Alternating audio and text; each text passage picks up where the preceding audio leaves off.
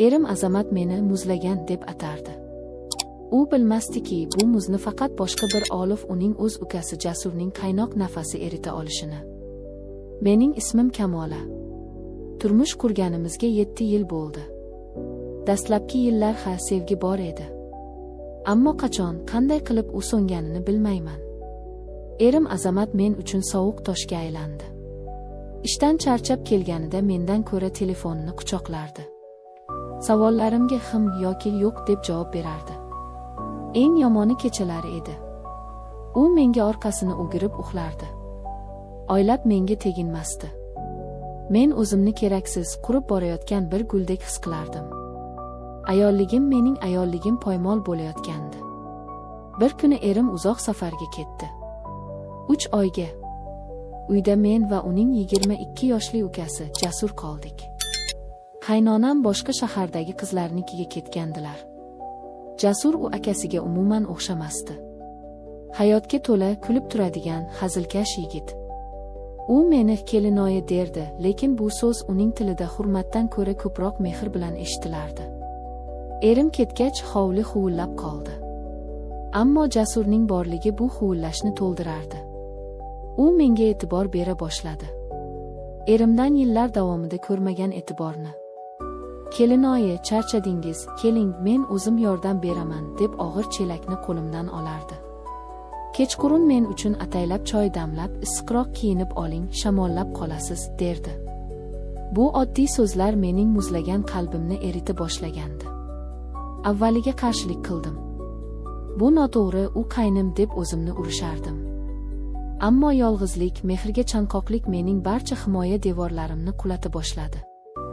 Men uning uchun chiroyliroq kiyinadigan, yuzimga pardoz qiladigan bo'ldim. Men uning nigohini his qilishni xohlardim. O'sha tun. Hayotimni ostin-ustun qilgan o'sha kecha. Tashqarida kuchli yomg'ir yog'ardi. Chiroq o'chdi. Men qorong'ulikdan qo'rqib oshxonada sham yoqib o'tirgandim. Jasur kirib keldi. "Qo'rqmadingizmi, kelinoyi?" dedi u pichirlab. Uning ovozi negadir bo'g'ilib chiqdi.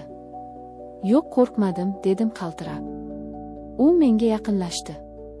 Shunday yaqin keldiki, men uning yosh, kuchli tanasidan taralayotgan issiqlikni his qildim. U qo'limdan tutdi. "Qo'llaringiz muzlab qolibdi-ku." Men qo'limni tortib ololmadim. Yuragim gupillab urardi. "Jasur, bu gunoh." "Gunoh nima?" dedi u menga tikilib. "Akamning sizdek ayolning qadriga yetmayotganimi? Yoki sizning baxtli bo'lishni istayotganingizmi?" Men sizni xohlayman, Kamola." U ismimni aytdi. "Kelinoyi emas, Kamola."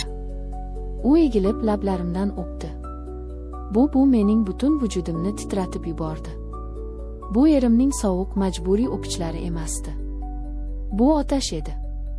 Men qarshilik qilmadim. Men bunga muhtoj edim.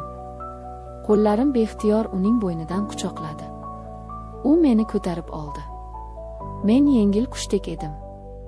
U meni o'z xonasiga olib kirdi. "Qo'rqmang, men sizga faqat mehr beraman." O'sha tun men yillar davomida unut bo'lgan ayol ekanligimni esladim. Uning teginishlari, uning ehtirosli pichirlashlari. "Siz muzlagan emassiz, siz olovsiz."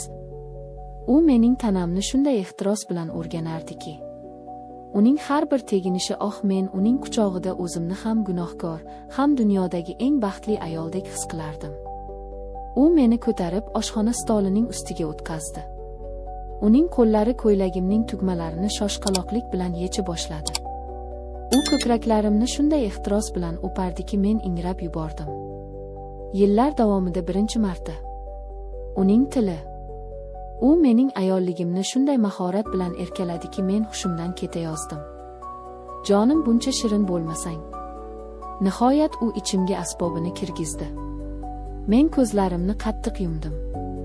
Bu og'riq va lazzatning portlashi edi. U to'xtamadi. Uning har bir zarbasi bu qasos edi, erimdan qasos. Uning kuchi, uning yoshlik ehtirosi meni aqldan ozdirardi. Men bu lazzatga chiday olmayotgandek edim. U meni shunday ehtiros bilan siqdiki, men yana va yana lazzat cho'qqisiga chiqdim. U esa to'xtamasdi. U yotib oldi. Endi sen boshqar, malikam, dedi. Men uning ustiga chiqdim. Har bir harakatimda o'zimni yana ayoldek, yana tirikdek his qilardim. Uning vujudi oxirigacha kirib chiqardi. Bu safar biz birga portladik. Men uning ustiga yiqildim, u esa asbobini ichimdan chiqarmasdan meni mahkam quchoqlab uxlab qoldi. Biz bir hafta davomida yashirin jannatda yashadik. Har kecha, har bir imkoniyatda biz bir-birimizga to'ymasdik. Men unga oshiq bo'lgandim. Akangiz kelsin, hammasini aytaman. Ajrashaman. Biz birga bo'lishimiz kerak, dedim men. Jasur ham bunga rozi edi. O'sha kuni biz yana o'z xonamizda ehtirosning quchog'ida edik. Shu payt eshik ochildi. Bu erim Azamat edi. U safardan vaqtli qaytgandi. Biz qotib qoldik. Men baqirib yubordim, choyshabga o'raldim. Jasur o'rnidan turdi. Azamatning ko'zlarida na g'azab, na hayrat bor edi. Faqat sovuq bir istehzo. Voy buo! Qoyil! Men seni muzlagan deb yuribman. Sen bo'lsang, ukamning tagida yonib yotibsanmi? Aka, bu siz o'ylagandek emas. Men o'chir. Sendek ukam yo'q. Chiq bu yerdan. Jasur menga qaradi. Ketdik, Kamola, dedi. Men qo'rquvdan qaltirardim. Nima qilishni bilmasdim. Azamat menga qaradi. O'sha sovuq nigoh. Nima? Endi nima qilasan? Shu bachchaga ergashib ketasanmi? Yoki mening oyog'imga yiqilib kechirim so'raysanmi? Men unga qaradim. Keyin Jasurga qaradim. Jasur meni sevardi, buni bilardim. Lekin bu sevgi xiyonat ustiga qurilgandi. Erim u esa mendan nafratlanardi. O'sha soniyada men qaror qildim. Men endi o'yinchoq emasman. Ketaman, dedim men. Kim bilan? Bu bilanmi, dedi erim masxara qilib. Yo'q, dedim men Jasurga qarab. Siz ham keting. Ikkalangiz ham. Jasur qotib qoldi. Nima? Axir men sizni. Siz meni qutqarmadingiz. Siz shunchaki akangizning o'rnini egalladingiz. Men o'yinchoq emasman. Men ikkala aka-uka qarshisida kiyimlarimni kiydim. Hech narsamni olmadim. Faqat pasportimni. Endi nima qilasan? Ko'chada qolasan-ku, dedi Azamat. Men eshik oldida to'xtadim. Unga o'girildim va yillar davomida birinchi marta chin dildan jilmaydim. Rahmat senga, Azamat. Agar sen shunchalik sovuq bo'lmaganingda, men hech qachon o'zimdagi bu olovni topa olmasdim. Men endi muzlagan emasman. Men ozodman. Men eshikni yopdim.